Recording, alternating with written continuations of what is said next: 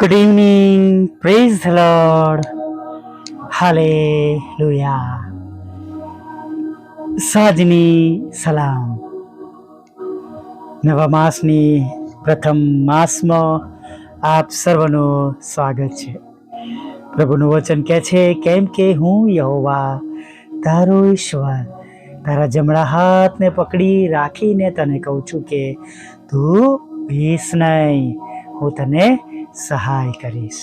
Hallelujah, praise the lord. જોજો, કોઈ માણસ નથી કહેતું કે હું તને મદદ કરીશ, પણ ઈશ્વર, આપણા પ્રભુ, આપણા પર પ્રેમ કરનાર, આપણા પર દયા કરનાર, જેમણે તેમનો વહાલો દીકરો, એકનો એક દીકરો આપણાથી પાછો ન રાખ્યો, એ પિતા આપણને કહે છે, હાલેલુયા, પ્રેઝ ધ લોર્ડ, કે તું બીસ નહીં, હું તને સહાય કરીશ. અને તેમના દીકરા પણ જેમણે આપણને કહ્યું છે કે જગતના અંત સુધી હું તમારી સાથે છું.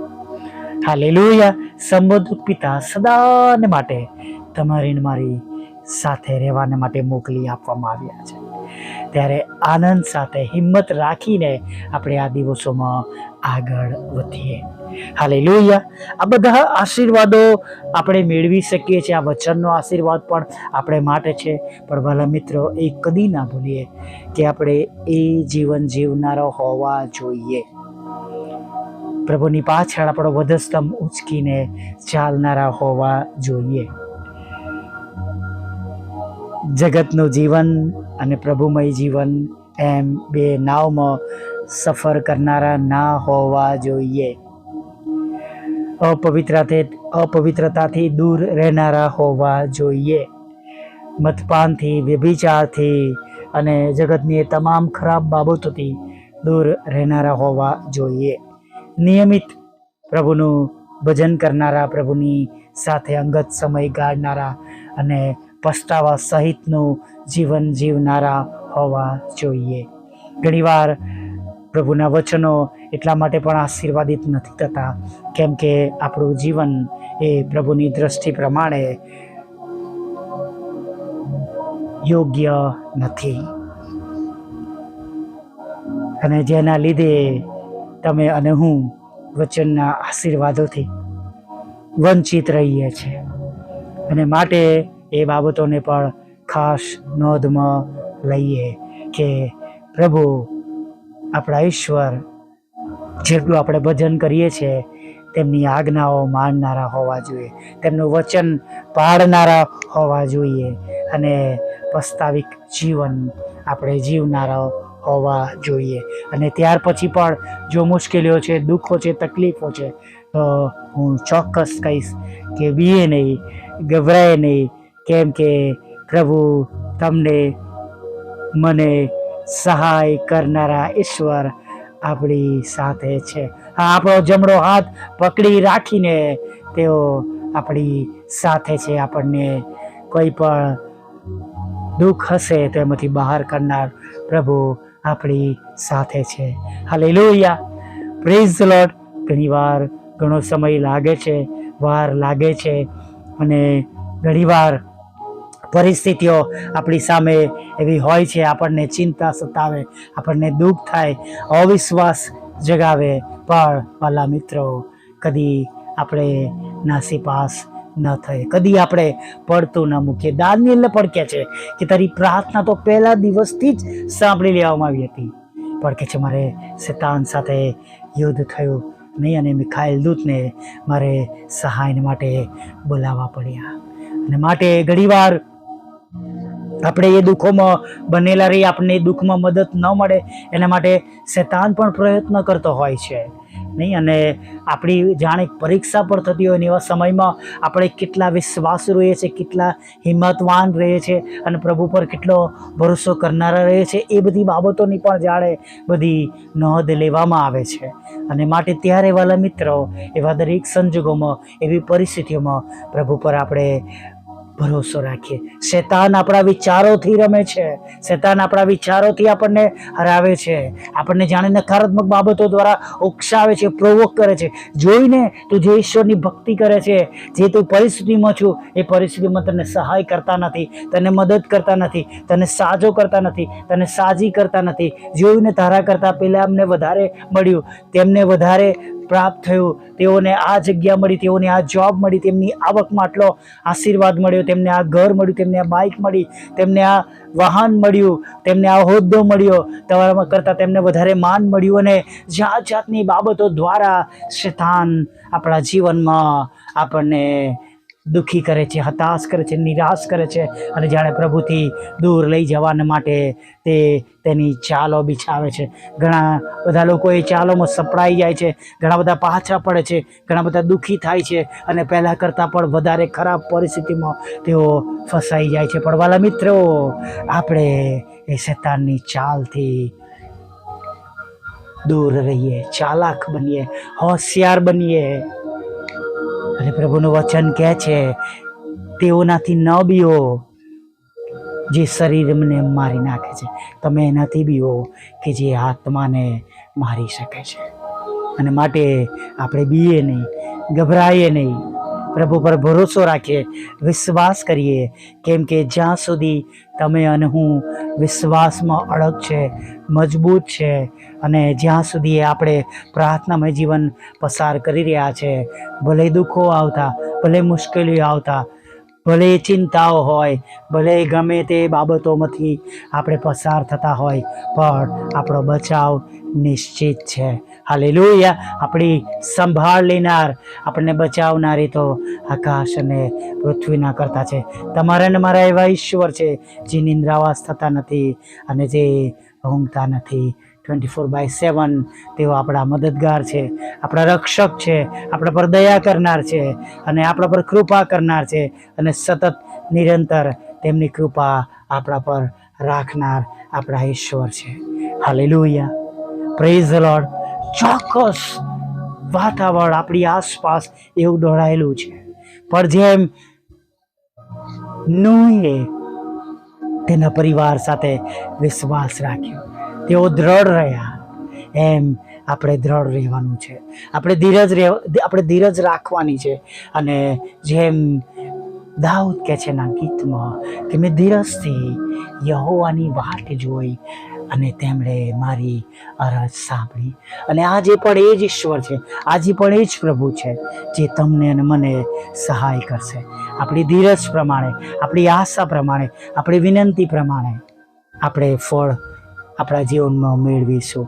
કેમ કે પ્રભુનું વચન એવું પણ આપણને શીખવાડે છે, વિશ્વાસ કરનારા માટે બધું જ શક્ય છે. હાલેલુયા! અને આપણે વિશ્વાસમાં રહીએ, વિશ્વાસુ બનીએ, અને વિશ્વાસ દ્વારા આપણા જીવનમાં આપણે પ્રભુનો આનંદ પ્રાપ્ત કરીએ, સંપાદન કરીએ. હા, વિશ્વાસમાં વૃદ્ધિ પામીએ અને પ્રભુમય આનંદ કરીએ. હા, પ્રભુમાં આનંદ કરીએ, અને ચિંતા કર્યા વગર આપણે આભાર સુધી સાથે, જેમ પાઉલ કહે છે એમ, કશાની ચિંતા ન કરો, પણ દરેક બાબતોમાં પ્રાર્થના તથા વિનંતીઓ વડે આભાર સુધી સહિત તમારી અરજો ઈશ્વરને જણાવો. હા, તમારી અને મારી અરજો, તમારી અને મારી અરજો, તમારી અને મારી બાબતો આપણે આભાર સુધી સાથે પ્રભુને જણાવીએ. અને જો નિશ્ચય બદલો મળવાનો છે. તમારી અને મારી આશા રદ થવાની નથી. હાલેલુયા! Praise the lord! હવે જ્ઞાની પ્રાર્થના સાથે સાતના સમયમાં આગળ વધીએ. ભલા પ્રભુ, અમે તમારી સ્તુતિ કરીએ છીએ, અને પ્રભુ સ્તુતિ કરતા, આભાર માનતા તમારા ચરણોમાં નમી જઈએ છીએ.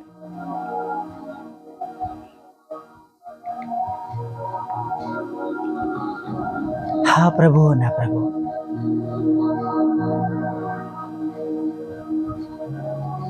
તમારા ચરણોમાં નમી જઈએ છીએ. આખા દિવસને માટે અમે તમારો આભાર માનીએ છીએ. આ માસની નવી શરૂઆત તમે અમને કરાવી છે તેના માટે તમારો આભાર માનીએ છીએ.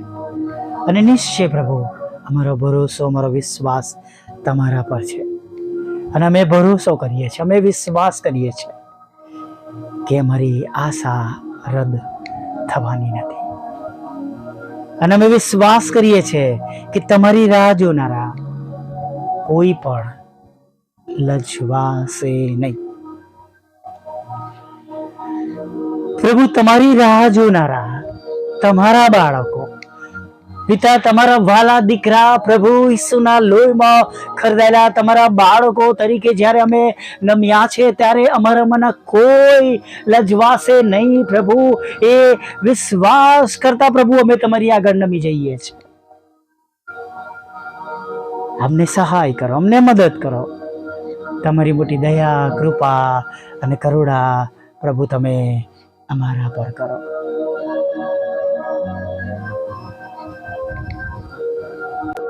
પ્રભુ, જેઓ છે ગયા માસથી વિશ્વાસ રાખીને પ્રભુ હજી અત્યારે હમણાં પણ પ્રભુ તમારી આગળ નમેલા છે, જેમણે તેમનો ભરોસો તમારા પર કાયમ રાખ્યો છે, જેમણે પડતું મૂક્યું નથી. પ્રભુ, એ સર્વ લોકો જેઓ હમણાં તમારી આગળ તમારી ઉપાસના કરી રહ્યા છે, તમારું ભજન કરી રહ્યા છે, સર્વ પર તમારો હાથ મારી દીધો. તમારો નવો અને તાજો સ્પર્શ આપો પ્રભુ. તેમની આંખના આંસુને તમે આનંદમાં બદલી નાખો પ્રભુ. તેમના બંધ દરવાજા પ્રભુ તમે ખુલ્લા કરો પ્રભુ.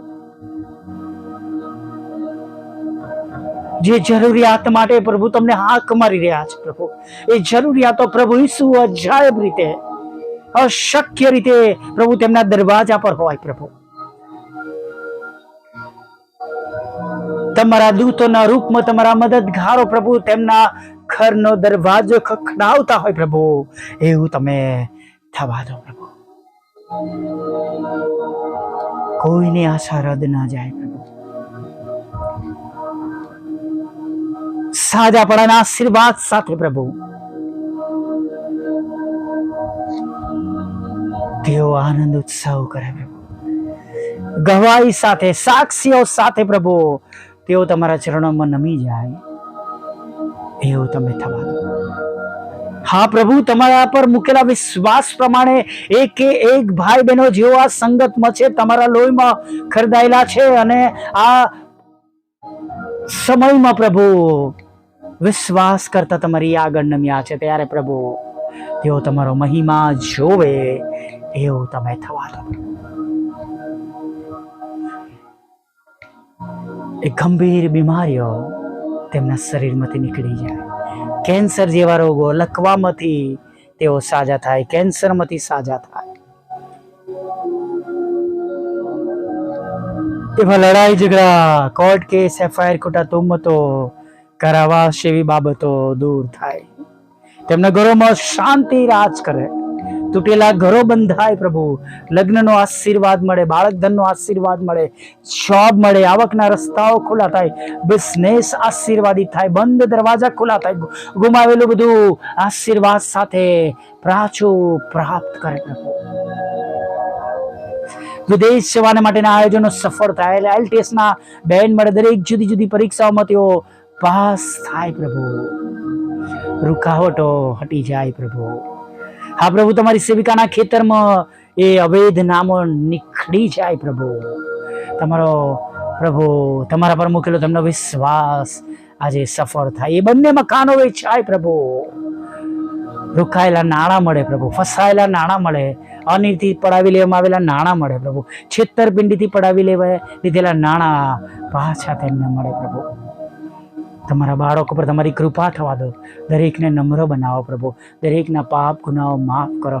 વિશ્વાસમાં વૃદ્ધિ કરાવો પ્રભુ પિતા. અને પ્રભુ તમારામાં તેઓ વધારે સમય કાઢે પ્રભુ. વધારે પ્રભુ તેઓ આશીર્વાદિત થાય માટે આજ્ઞા પાલન અને પ્રભુ તમારી પાછળ વધસ્તંભ ઉચકીને ચાલનારા તમારા બાળકો તરીકે વિશેષ પ્રભુ તમારામાં આગળ વધે એવું થવા દેજો પ્રભુ પિતા. ઘણા બધા આત્માઓ જીતી શીખે એના માટે પ્રભુ અમારી સેવાઓને આશીર્વાદિત કરજો. વિધુરો, વિધવા, બહેનો, અનાથો, મંદબુદ્ધ લોકો, માનસિક રોગી, વિકલાંગોની સાથે રહેજો પ્રભુ. લોનનો આશીર્વાદ આપજો, નાણાંનો આશીર્વાદ આપજો, ગુમાવેલી જોબને તમે પાછી આપજો પ્રભુ. દરેક ઘૂંટણ અમે, દરેક જીભ ખોલ કર તમે ઈશ્વરના દીકરા છે એવું થવા દેજો પ્રભુ. અને પ્રભુ અમારું જે માધ્યમ છે પ્રભુ, વોટ્સઅપ, ફેસબુક, યુટ્યુબને તમે આશીર્વાદિત કરો. એના દ્વારા ઘણા આત્મા જીતી શકે એવું થવા દો પ્રભુ. અમારો તમે સ્ત્રોત બનો પ્રભુ પિતા. જે અમારા બંધ દરવાજા છે, જે બંધ થયેલા આશીર્વાદો છે, રોકવામાં આવેલી બાબતો છે, એને પ્રભુ તમે ખુલ્લી કરો અને નવા નવા આશીર્વાદોથી પ્રભુ ભરી દો. નવા મદદગાર આપો, નવો સ્ત્રોત આપો પ્રભુ. અને જે બાબતોના લીધે અમારું કામ અટક્યું છે પ્રભુ, એ બાબતોને, વિઘ્નરૂપી બાબતો દૂર કરો પ્રભુ.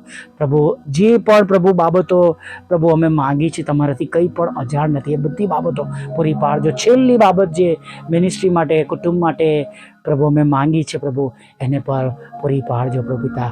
હા, ફરીને એકવાર અમારા બંધ દરવાજા ખુલ્લા કરજો અને જે કંઈ અમે ગુમાવ્યું છે એ તમારા આશીર્વાદ સાથે પાછું આપજો. હમણાં સુધીમાં થયેલા પાપોને માફ કરજો. રાત્રિમાં મીઠી નિંદ્રા આપજો અને સુંદર નવી સવારમાં તમારું ભજન રતી લઈ આવજો. માગતા પ્રભુ ઈસુ માટલું સાંભળો, દેવ બાપ માન્ય કરજો. આમીન, આમીન, આમીન.